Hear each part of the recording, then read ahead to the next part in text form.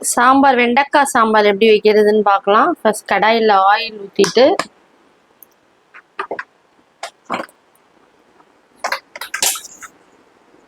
கொஞ்சமா கடுகு, உளுந்து,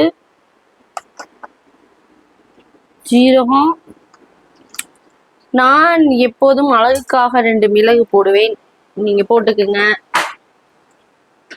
அப்புறம் பெருங்காயம், பருப்பு வேக வைக்கையில போட மறந்துட்டேன், அதனால இப்ப சேர்த்துக்கிறேன். பெருங்காயம் இதோட கொஞ்சம் 2 மினிட்ஸ் கழிச்சு டிபார்ட்மெண்ட் ஸ்டோர்ல எல்லாம் கிடைக்கும் தாளிப்பு வடகம்னு. இது ஆப்ஷனல் தான், போட்டிங்கன்னா இன்னும் கொஞ்சம் நல்லா டேஸ்ட் நல்லா இருக்கும். இது பண்ணும்போதே அந்த வடகத்தோட ஸ்மெல் நல்லா ஒரு என்ஹான்ஸ் பண்ணுறதுக்காண்டி வரமிளகா, இது நம்ம கட் பண்ணி வச்சிருக்க வெங்காயம், மீடியம் சைஸில் 2 வெங்காயம், பச்சை மிளகா, கருவேப்பிலை போட்டிருக்கோம்.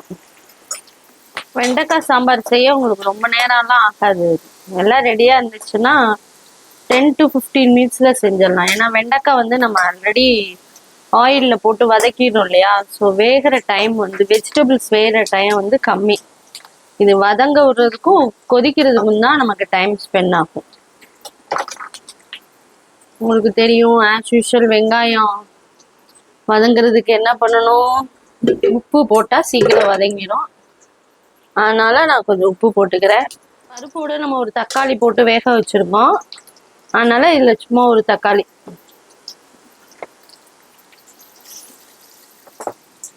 ஆயிலில் வதக்கி வச்ச வெண்டைக்காயை போடுவோம்.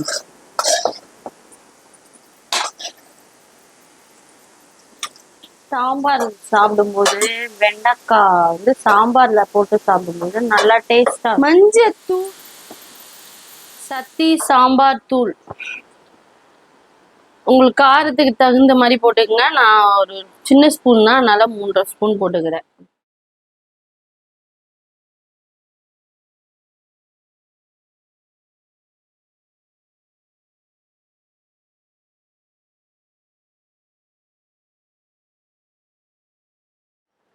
அதை எடுத்து பார்க்கலாம். நல்லா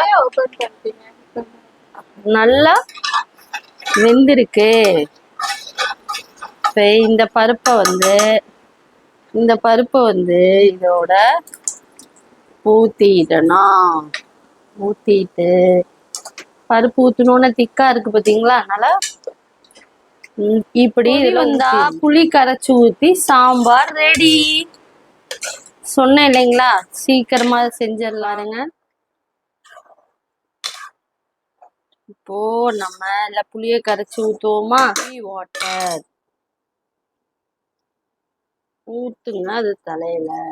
தவறை உள்ளளவு நினை.